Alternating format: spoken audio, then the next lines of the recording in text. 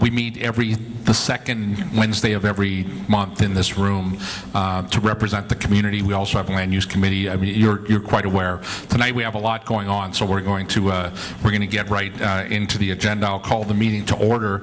I actually would. We're going to do the Pledge of Allegiance, and I'd like to invite some of the scouts from Troop 394 in Sunland to come up and lead us in the flag salute, please.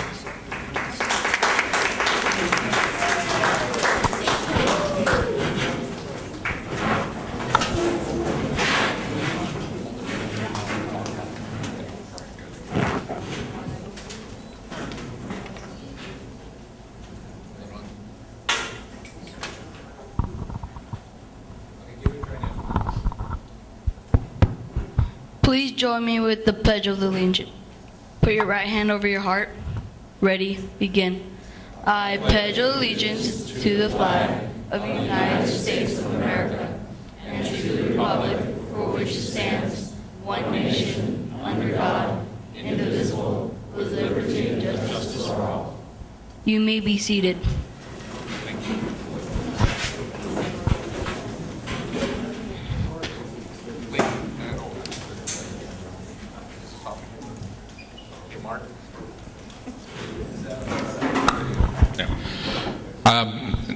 I actually would like to ask everybody to stand one more time. We actually had planned to do a moment of silence for the victims of 9/11 here. I think tonight it's even more appropriate, and we should add into our thoughts Ambassador Stevens from Libya and the other 3 folks who lost their lives yesterday. I'd like to ask you to join me in a moment of silence.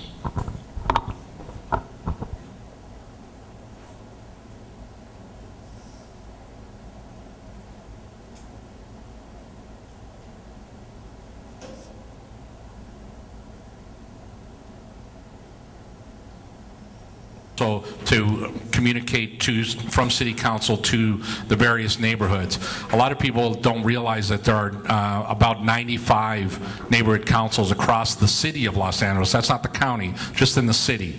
And all of those neighborhood councils are elected folks, but they're all volunteers. They make no money.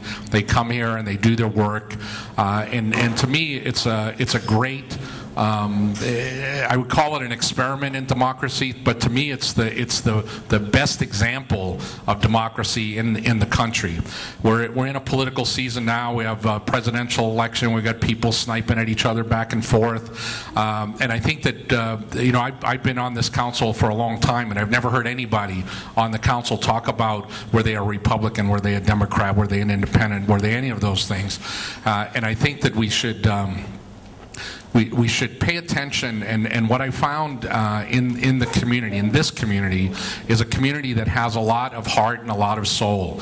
And with heart and soul comes opinions and comes ideas, and we've fought many battles together, and we've had battles with each other, and I think of my time on the council as something that's been incredible to me, and frankly I probably gained as much, if not more, from the people who disagreed with me and who were willing to state their disagreement and actually stand for what they believe than I have from the people who just disagree all the time.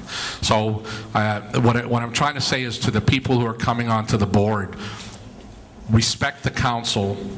But to respect the council, you have to respect the community. You have to understand that the community, that the needs of the community have to come above any personal agenda or any personal desires that you have. And if you keep that in mind, you're going to do good work on the council. Pay attention to the ethics training so that you do the right thing. There will be trouble. I mean, not trouble, but there will be bumps along the way. There will be bumps along the way. And there will be people who disagree with you. And when they disagree with you, listen to them, because you'll learn from them, and they'll help to form your opinion and to adjust your opinion, and understand that often it's the ground in between. There's truth and compromise, and the best path is usually somewhere in between what you think is a steadfast way to go and the way that other people want to go. And you have to be open to listen. And when those bumps in the road come along, have faith in the structure of the council and have faith in the bylaws, because I found that in every case where we've had issues and where we've thought things were going to go out of control and they were going to get all crazy and whatnot, that if you just hold your breath and stick to the bylaws and to the processes that have been built, which were built in a way to allow disagreement and to allow consensus to be found and to allow us to move forward as a community, that's your best guiding light. So I would just say that it's been an incredible privilege to me to serve the community here. I certainly will continue to be involved, but I want to wish the new board all the best of luck, but for them to understand from day one that the people that they serve are the ones sitting there and outside those doors that live in the community, and that we have to keep that in mind in order to do our best work. So thank you all very much.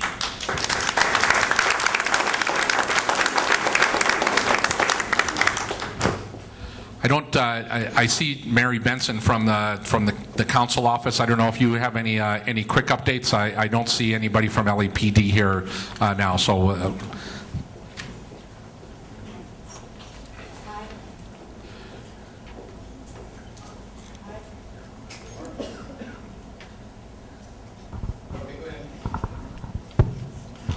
Mary Benson from Councilmember Richard Alarcon's office.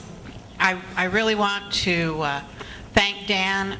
This is one of the most professionally run neighborhood councils that we have in the district. It is inclusive. That's why people come, because they feel their voice will be heard, that important issues are being discussed, and important policy is being made. So I want to congratulate all the outgoing members of the board. You've done an exemplary job, and we'll be holding a little ceremony inducting new members in just a minute and thanking all the existing old members. The one thing that I want to invite every member here, because the first thing about community involvement is you're here. On September the 22nd, neighborhood councils hold their citywide conference. It's down at City Hall. Not only do they have ethics training, they have other types of information that give you ideas from around the city of what other neighborhood councils have done. Cindy Cleghorn of this board is actually running the neighborhood council, helping to organize that Congress and get participation from around the city for all those good ideas. So thank you, Cindy. And I hope to see a lot of you that are here to get a little more interest, to come down on a Saturday, register for the conference. It's on the website. You can Google Empower LA, and it's about citizen empowerment. We're only powerful if you participate. So the council member encourages you to come to that, learn more about how government works, and the neighborhood council really can help you through what's a complicated process. So I want to thank you for that. The council member is trying to get here, but he may not be here, but he sends his best and warmest regards to all of you on the outgoing board, as well as those newly elected members. So thank you very much. Thank you. I think following along with the agenda, I think we're going to go right into public comments now. So I'm going to call people in order that we got these, and there are a couple people that actually selected they're speaking about an agenda item, so that will not be at this time. So I'd like to begin with Dr. Trimis. Are you here? He has the microphone over here.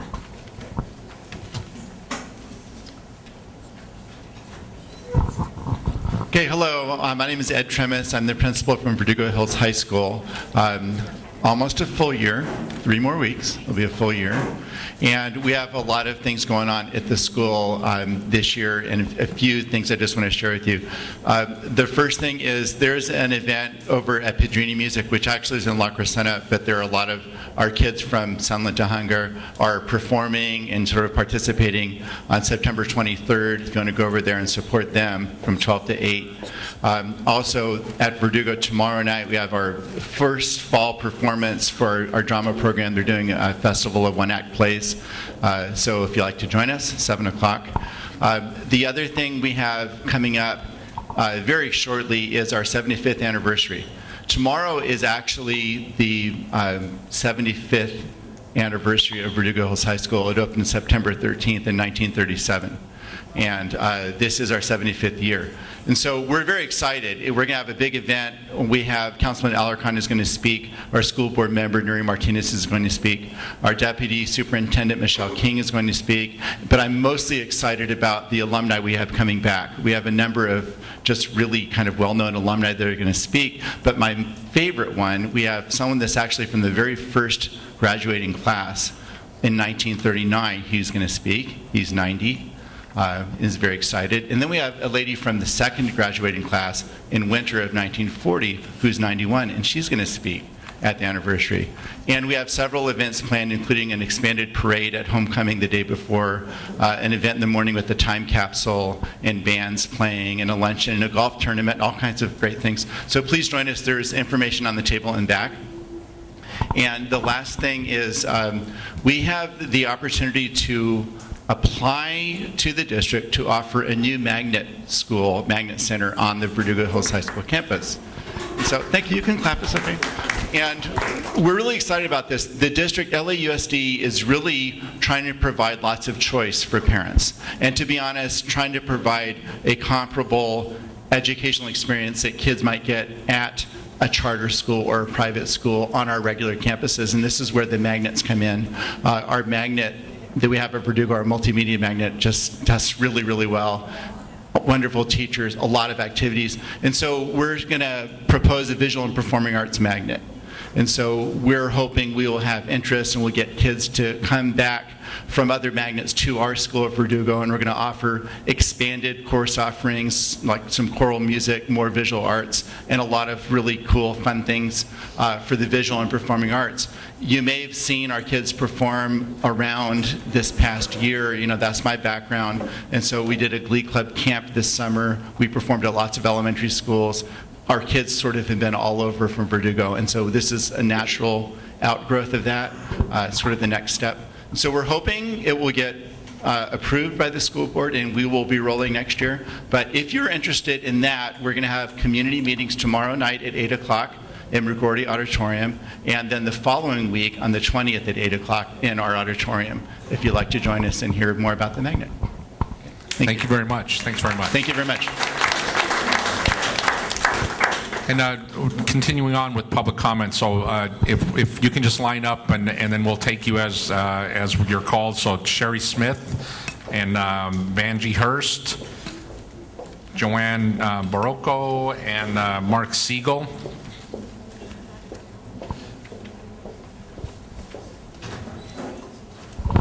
Thank you.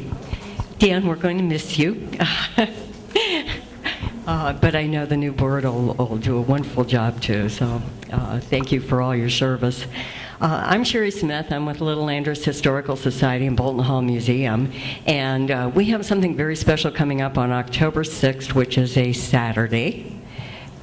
This is our Granny's Attic collectible sale, and this isn't your average rummage sale or yard sale. We're going to have new and used, retro, vintage, collectibles, treasure, jewelry, I believe some handwork, tablecloths, and you know, things that have been crocheted by hand.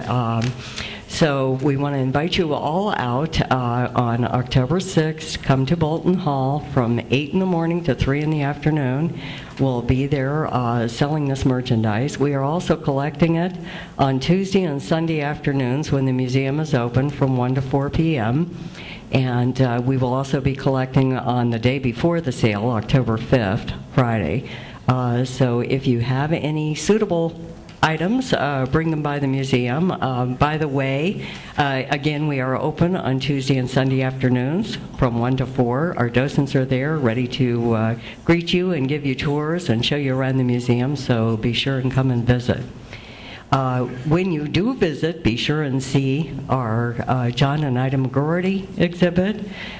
This exhibit will be taken down at the end of the first week in October. I believe October 5th is the exact date. So if you haven't seen this yet, please come by and see the story of John and Ida McGroarty and see some of their mementos and some of the things that they collected. John is a very, very important figure in our history of our community, so we would welcome you all. Thank you. 8 a.m. to 3 p.m. for the collectible sale on October 6th. That's the Granny's Attic sale, right. And yes, there are flyers over there on the table. There are flyers for both of these events. Thank you. Joanne? Hello, my name is Joanne Biaco. I live at the corner of Summit Rose and Tejada Canyon Boulevard. Y'all probably see my sign about the cancer walk, my business. But I've been staring at this really sad-looking shopping cart for 3.5 months, catty-corner to me at the DWP property. I've spoken to Mary at Alacon's office several times about this. I've tried to call 311. 90% of the time, 311 does not answer the call. They said leave a message. It's a sad thing. It's rusted, it's 3 wheels, it's an eyesore, it's dangerous. It needs to be removed. How do we get it removed? Please help my neighborhood out. Thank you. And I've tried to reach our representative, Arson. I don't know how to reach him. It's really sad he's not involved. I don't know of him being involved. I've never seen him go to any of the meetings in our neighborhood, and I would like to see that happen. Thank you.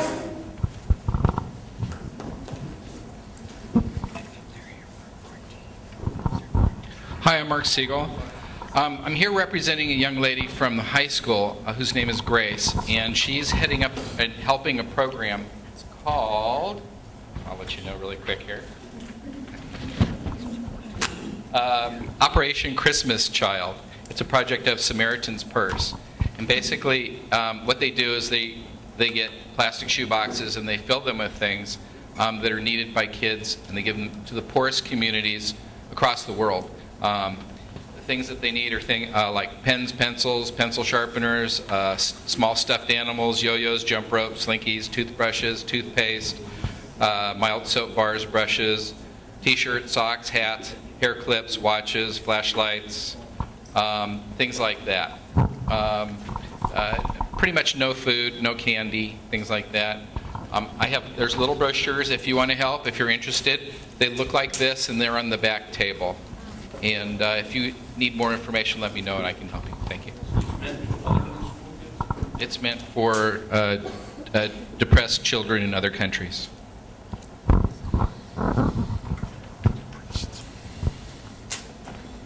Thank you. We did have one other speaker card, Mr. Barron, but I don't see him here, so I think we'll move on. Okay. The current board, you were all in attendance at the meeting on August 8th, and we'd like to approve the minutes. They are attached in your packets. Does anybody have any issues with the minutes as provided in the packet? Okay, is there any objection to approving the minutes as provided? Seeing none, minutes are approved from the last meeting. We'll move on to item number 5. Mr. Siegel, do you have a treasurer's report, or? So just to approve the monthly budget? Okay. So also in your packet is the monthly budget, which is dated 5/9/12. And do we have, this is the standard, what we do and submit to Dunn each month. Obviously can always be edited, but do we have any objection to accepting and approving the budget as provided by the treasurer? Okay, actually, I misspoke a little bit. There is a budget, a suggested year budget for next year, the coming year, in there with the monthly report. So both of them? Both of them should be in the back there. They were submitted. They should be there. Right, so seeing no objection, the monthly statement is approved, and then also included in there, and Mr. Siegel, do you want to say anything about that before we ask about that? It's a basic budget with what we had with the 37,000. I expect that there will be some changes during the year, but it should get us up and running and legal with Dunn. So, yes, Mr. Blue. Well, we've been carrying Mount Gleason rent for the last 2 or 3 years. We haven't been there in 2 or 3 years. Can we somehow update our You need to software and read drop it because you can see that it says 0 on there. That's just a line item. Can we drop it? It's a chart of accounts. It's just in the list of accounts in the accounting software. No. Yeah. No, there's no reason to remove it. But it is zeroed out. And as Mr. Siegel said, that the budget is just a basic budget to submit to Dunn so that we can get going and can be edited as we go and amended every month. We could amend it if we prefer. So is there any objection to accepting the draft budget as provided? Seeing none, that's also accepted. So good. Those are taken care of.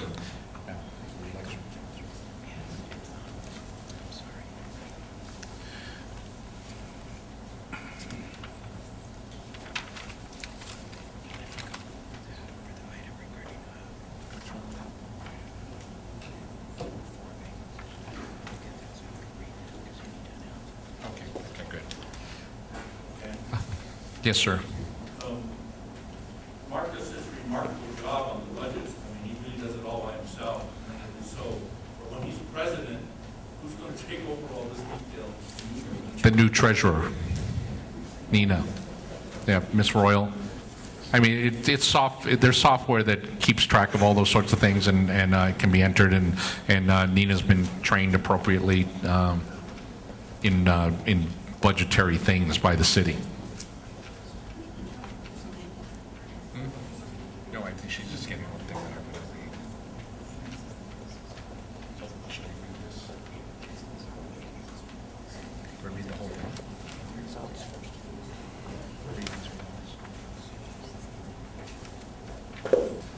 Okay, so, well, you can see on number A, the mobility study for Great Streets, Great Neighborhoods activity kit.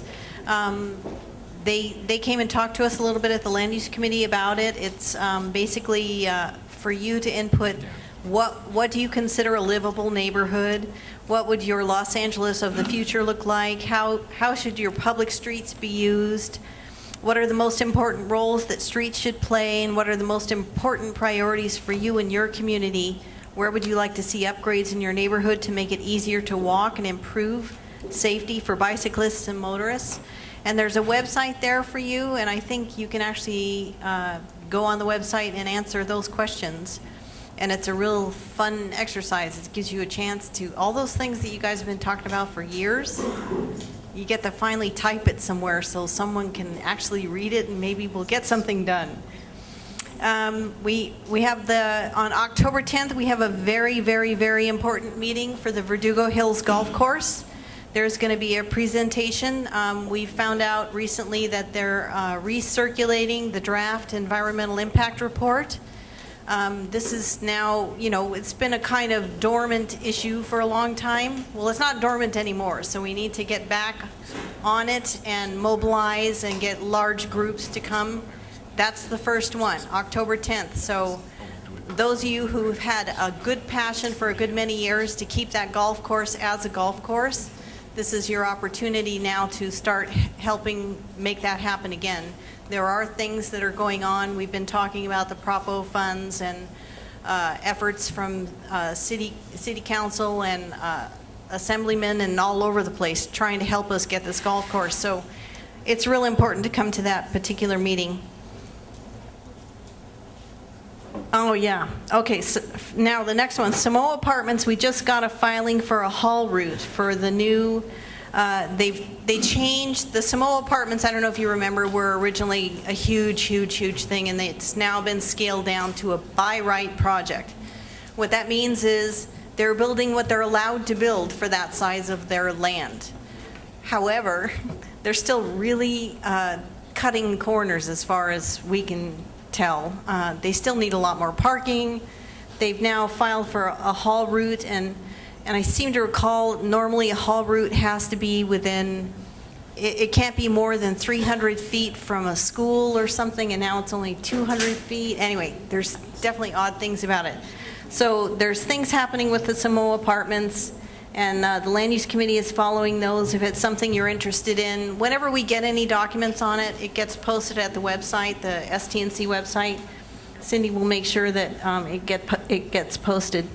On LA Family Housing, the Day Street project, yeah, they're starting, they're breaking ground in November of this year. They're actually going to come back to the Land Use Committee. I'm not sure which meeting yet, but I'll let you know when we have it confirmed, to give us an update of where it's happening. And because they always come and find out what you guys want, you know, they were looking at a second site right behind the Day Street project that abuts Foothill and Apperson. But that got a real negative reaction from the community, so they totally bailed out on that. They're not doing it. So it's still just the Day Street project. So that's a good thing to keep an eye on. The LA City Council voted to oppose the 710 extension. This just recently happened. This is a real important topic that has come before the Land Use Committee and the Neighborhood Council several times. So that was real good that the City Council voted to oppose it. Cindy is going to update you. She went to the City Council meeting that talked about the AGF and cell tower, so I'm just going to give the microphone to her. For the past 2 to 3 years, the neighborhood councils across the city have been working to get an ordinance, the ordinance updated for above-ground facilities. Those are the cell towers that are allowed in public rights-of-way attached to a telephone pole, such as a DWP pole. The only notice that we've been able to get is for the little box that goes in the parkway. So we've been pushing really hard with the city attorney and city planning and public works to get the ordinance revised, so like other cities where there's more involvement from the surrounding neighbors. Right now, only the immediate neighbor and the neighbor across the street have any input, and then by the time that happens, it's too late. Anyway, the city council voted to go forward with the ordinance. It is being written now by the city attorney, and then it will come back for a final vote. So I wanted to let you know that that's good news, because it means more public participation and expanded noticing for cell towers that may pop up right outside someone's home. They make a lot of noise. If anyone is familiar with what one of them looks like, it's at Summit Rose and Las Lunitas. That little 20-inch box turned into be 30 feet. It went underground, and if you walk by, you can hear it humming. So those are the kinds of impacts that people don't know and don't realize, and so that's why it's important to have more noticing. And also, in addition, the aesthetics of the tower itself. Are there any upcoming projects that you're aware of? No, we have the next Land Use Committee meeting. Yeah. Next Land Use Committee meeting is Monday in this room at 7 o'clock. We don't have food, but we have lots of fun. So come on down. Oh, and I just wanted to warn you, the Region 4 rep is actually expected to speak to every one of the 10,000 people in his district. That's good. Oh, yeah. And if any of you are interested in being on the Land Use Committee, we're always looking for ready and able and willing, hardworking volunteers who want to get involved in the hot topics in the community. It's lots of fun. Great, yes? Is that Yeah, I have a Lydia? question for Tommy. Yes? You mentioned in your report something about being 300 feet away from school changing to 200. Can you reread that, what it was referring to? Maybe you remember remember what was on the Hall route? There was something that was. Oh, I see. The Samoa project is a by right project for the 48 units, but that doesn't mean we don't have an opportunity to weigh in regarding the Hall route. We have not gotten notice of the Hall route yet. But when we do, they have to pass by the elementary school there. So as soon as we hear of the hearing, we want to get the word out so folks can weigh in on that Hall route. Because they're going to be moving 23 cubic yards of dirt. I don't know how much. It's a lot of dirt, and it's huge. Can I add, Cindy, that when you guys find out, can you let me know so I can let the district know? Great, thank you. Thanks very much. I actually, during public comments, there was something that I was supposed to take care of, and I completely spaced out and didn't do it. So we have a couple of guests here that are going to speak to us about the current situation with West Nile virus, and I'd like to invite them to grab a microphone and please introduce yourself, and we're eager to hear. Or maybe we're not eager to hear, I'm not sure. Yes, please. I'm a victim of West Nile virus, which some of you may or may not know, and it's been devastating. It caused me to retire as a medic early, and it plagues me every day. It gives me about 2 hours a day of energy. When I talked about it about 5 years ago, when I first got it, no one knew anything about it. Now it's in the news every other night. So I came up with the idea of bringing these people. Cindy sent me an email. It's as close as Burbank now. It's everywhere. And it's something you have to take really, really serious, far more than swine flu and all the others. So I invited the ladies from Vector Control to come give a brief 10-minute talk, and they've been patiently waiting. Please pay attention. There's literature in the back, and if anyone thinks they have it or knows anyone that has it, please come to me. I've studied it extensively. I have some knowledge about it. But listen to these ladies. This stuff is really, really dangerous. Sorry about that. Now we got everybody's attention. Thank you very much, John. I appreciate you making the time for us to speak here. I know we're not on the agenda, but it's a very, very timely topic for us to talk about West Nile virus. My name is Truck Deaver. I'm the Director of Community Affairs for the Greater Los Angeles County Vector Control District. I'm here with my colleague, Cynthia Miller, who's our Public Information Officer. I just want to provide you a brief little background about West Nile virus, about mosquitoes in general, and let you know that we are here as the agency that services your area. So if you have any concerns about vector control, about mosquito control, about West Nile virus, please contact us, and I'll have our contact information available up here in a moment. And we also have materials in the back, as well as some insect repellent. You're free to take as many as you'd like, but please share. But I'll go ahead and begin, since we don't have a whole lot of time. A little bit about our district. The Greater LA County Vector Control District is actually a special district. We're not part of the county. We're funded separately through benefit assessments and property taxes by homeowners. And it is our mission to reduce populations of public health vectors below nuisance levels, and to prevent public health crises and diseases such as West Nile virus. A little bit about the district. Like I said, we're a special district. We have 35 trustees on our board of trustees. They basically are our managers, and they govern us and set policy and set our budget. We were established in 1952.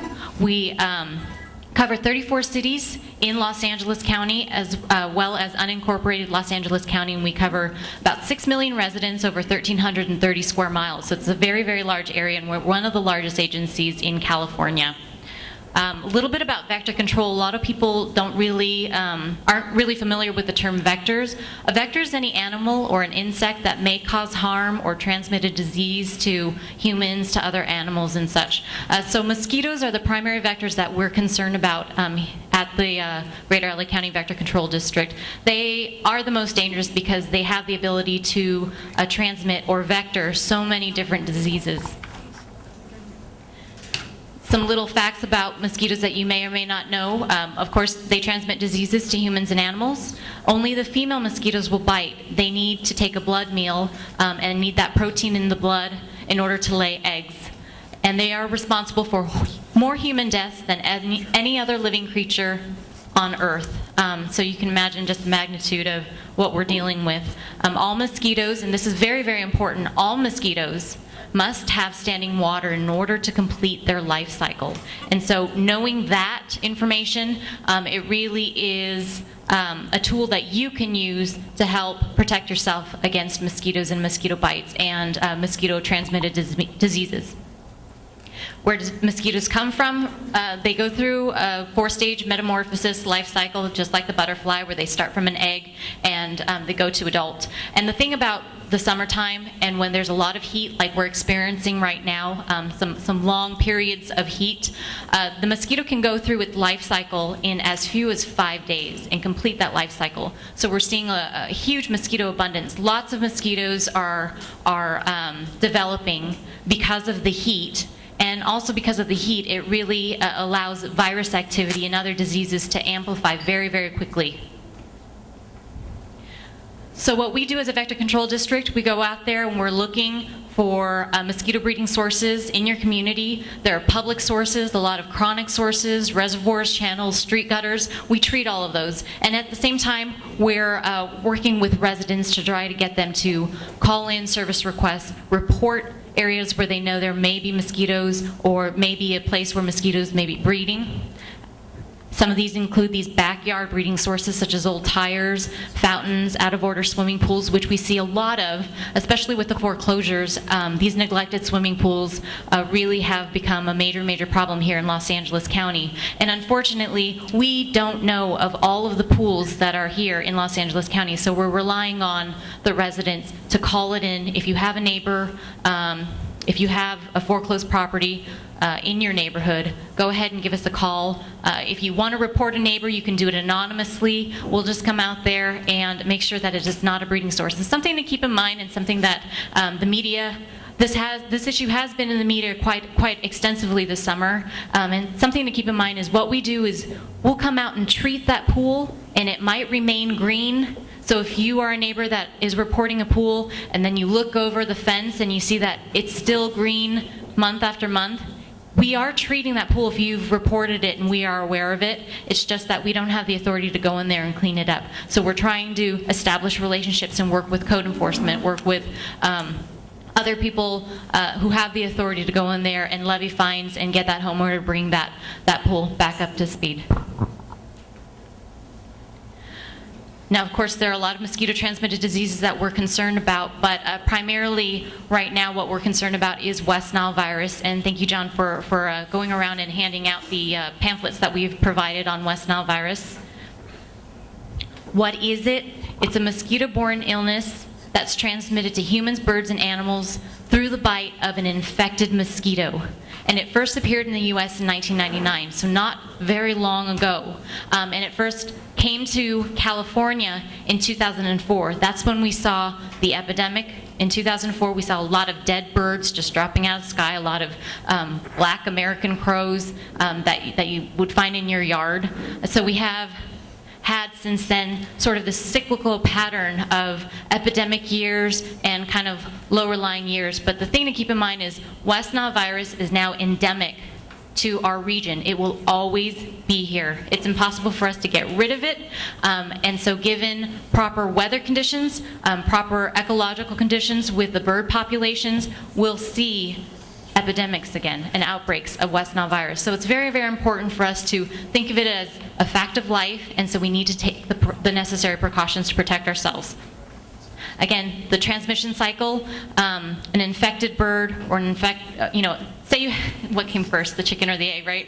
So you have an infected bird that may be resting in the evening. Mosquitoes in that area could feed on that bird, and then they are now infected with the virus. They're carrying the virus. If it's very hot out, that virus inside of that infected mosquito starts replicating very, very quickly. So it becomes very viremic. And if it bites another animal or another human or another bird, it transfers that virus to that other animal or human. And at that point, you just have the cycle, and it becomes a big problem. If you could please hold your questions to the end of the presentation. I know I don't have a whole lot of time, so I'll try to get to you as soon as possible. West Nile virus, just a little bit about it. Not everybody will show symptoms of West Nile virus. If you do show symptoms, you might get flu-like symptoms, headache, fever, body aches, rashes. The incubation period from when you are bitten by a mosquito and from when you start exhibiting those symptoms is about 2 weeks, plus or minus. 1 in 150 people might need hospitalization and develop a neuroinvasive form of West Nile virus. And the greatest risk are for the elderly, for very young children, but don't think that you're immune if you're middle-aged and pretty healthy, because we've seen a lot of people, even colleagues within our industry, who have been in their 20s, in their 30s, who have been completely debilitated by this disease. Just a little graphic of infection rates. It says less than 1% develop West Nile virus encephalitis.